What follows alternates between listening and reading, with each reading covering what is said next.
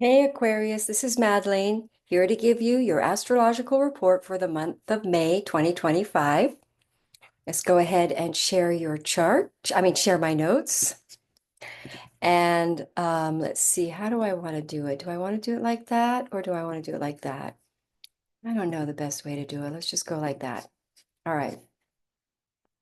So your ruling planet, Saturn, is going to be moving signs. So you're going to feel it. You're going to feel a lot more charged energy because it's moving into the sign of Aries, which is a lot more charge, get up and go energy, but Saturn likes to slow things down. So it might be a frustration energy of you wanting to take, of feeling like things you want to go forward, but then Saturn is slowing it down and making sure that things are lined up right and that because these are Saturn going into Aries is initiating a 29-year cycle.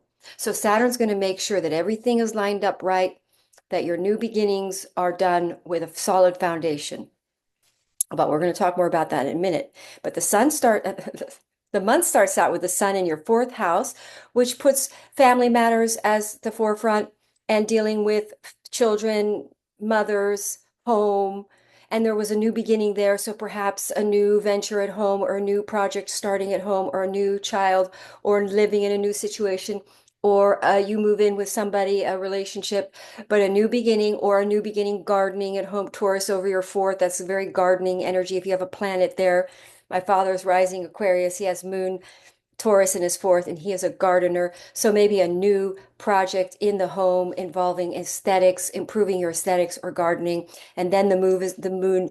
But it also could be a financial venture because oftentimes Taurus energy, new moon Tauruses do bring us financial new beginnings.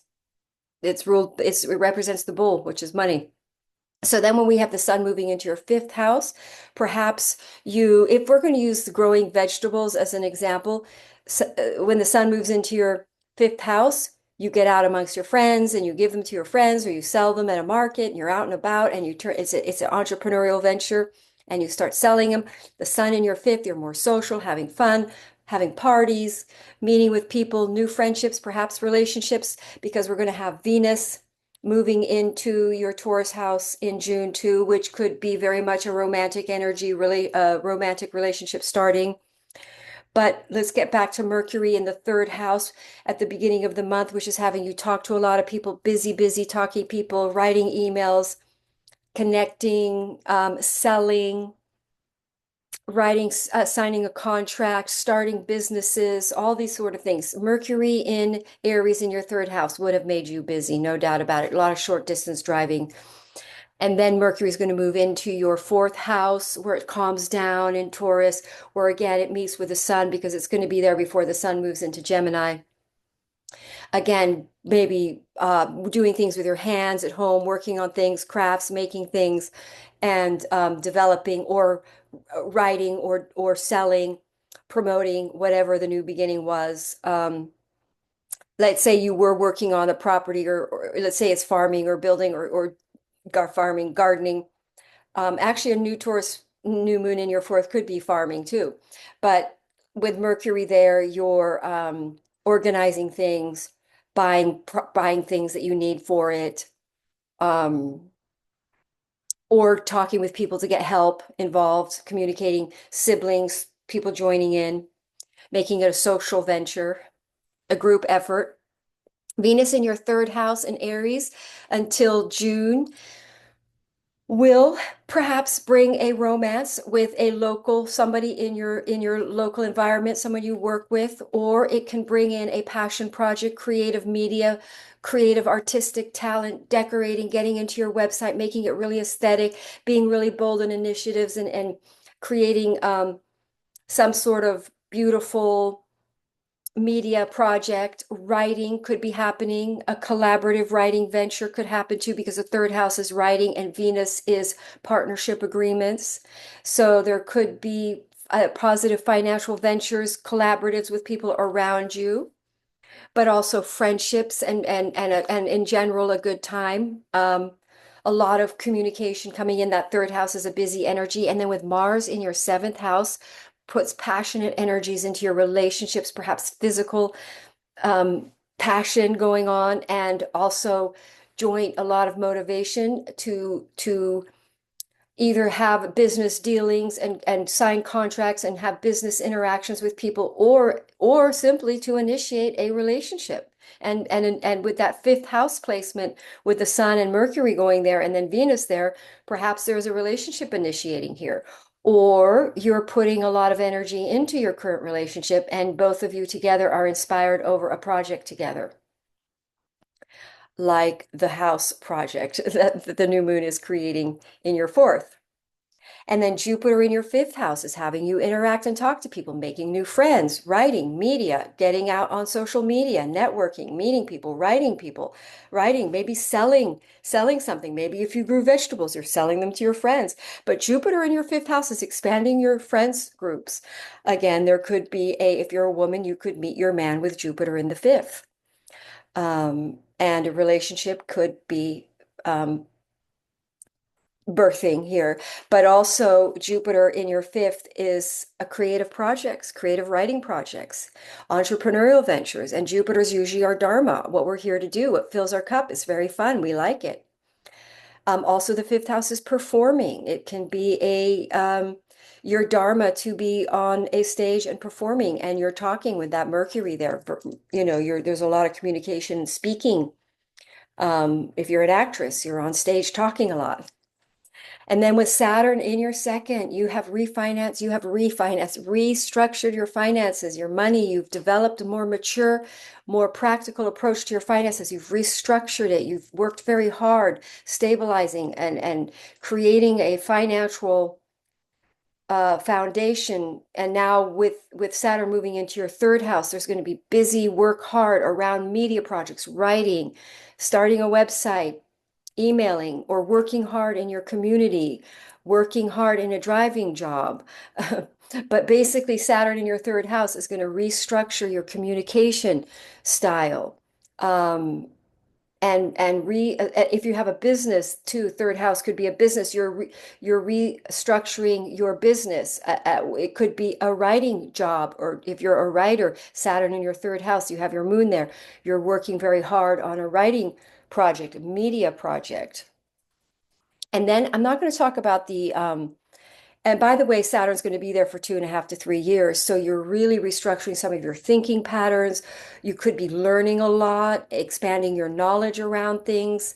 And it is a very hardworking energy there. And in Aries, there's a leadership. This is the beginning of a new cycle. So whatever's happening with this Saturn in Aries is initiating a 29 to 30 year cycle and 30 years ago, 29 years ago, when Saturn was in your third house before, what was the focus? And it would have been to expand people in your area, expand communication projects, media projects, writing projects, and or small business projects, but definitely hardworking and busy energy for about 2.5 years there. And then we're going to skip over Uranus and Neptune because I'm going to talk about that next month.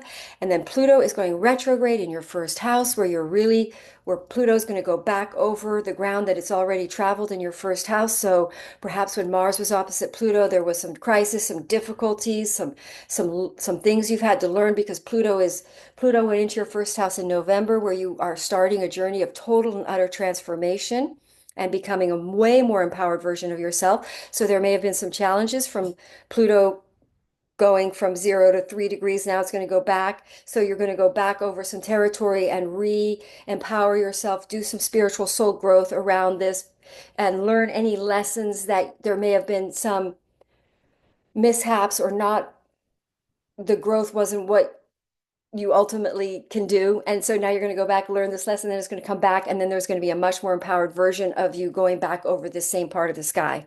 So in other words, you're redoing something better from a more empowered version of you by October, when it goes out of shadow. So then we're going to have the North Node in your second house. So that really does put a big focus on some sort of, when I say spiritual, I mean soul fulfilling, dharmic, true destiny path that's not necessarily materialistic, although the second house is quite a material house, but it's really involving you earning money in a way that really is in alignment with your soul journey, your soul purpose. The eclipses are going to be there for the year. So there's something shaking up in your money house and your eighth where you're really establishing a income based evolving around your dharma, around what you're really here to do, often it's a more spiritually soul fulfilling venture coming in, earning money in a way that really fulfills you. That's really a that you're going to step into your true calling, usually with a north node in your second house, and it actually is making you income and feeding you. But you're also raising your sense of value, feeling more, shall we say, worthy of taking on a bigger dream objective. And then with the full moon in your 10th house in Scorpio, wow, that could be a job ending, the culmination of a job. It can be a relationship ending sometimes, your status changing. But basically, this is a transformative full moon where you really do become very aware of, I would say, a perhaps crisis, perhaps reveals some sort of secret about your career house that you don't want it anymore, or you become who you are and you're, shall we say, who you truly are becomes seen, and you get a promotion, but you become transformed through this. It could be scary. Like for instance, you could get a promotion and you don't necessarily feel qualified for it, but it can, or you do get fired and then a better job comes in. But a Scorpio eclipse in the 10th house can be triggering and create fears around work. There might be some tension and stress at work and you're uncomfortable and you feel like there could be problems. Well, the problems could show up, but then you realize it's not that big of a deal. You're fine. It's just a crisis shows up. So you have to get a chart reading to see how these transits are going to play specifically for you because it all depends on your own planets. But this is just a general outline of what May looks like. And then you have a new moon in your fifth house, which is where the sun and Mercury are going to be. So that's really fun and jovial and good time, especially when it's Mercury. It's a lot of communication, meeting people at parties, going around and perhaps creative projects and co-collaborative ventures. A new moon, a new beginning, but often it's a new relationship. You could get pregnant there. Or it could be new friends that you meet that you then are your new sort of social circle. But also it is very much a potential romantic relationship meeting. Um, and again, be careful if you don't want to get pregnant because new moons in the fifth can create a baby. So, um, is there anything else? So that is your month in a nutshell, pretty much. And on the whole, it's a pretty, shall we say, a lot of focus on your third house of media and communication and writing projects and collaborative creative projects with those fifth house placements. So it's almost like some sort of collaborative entrepreneurial ventures open up for Aquarius in May that really do put you on your dharmic path to earning money and feeding yourself in a way that's more in alignment with your true soul and with your soul's destiny, your true soul's path. All right, have a wonderful night. I hope that's helpful for you and have a wonderful week or month. Namaste.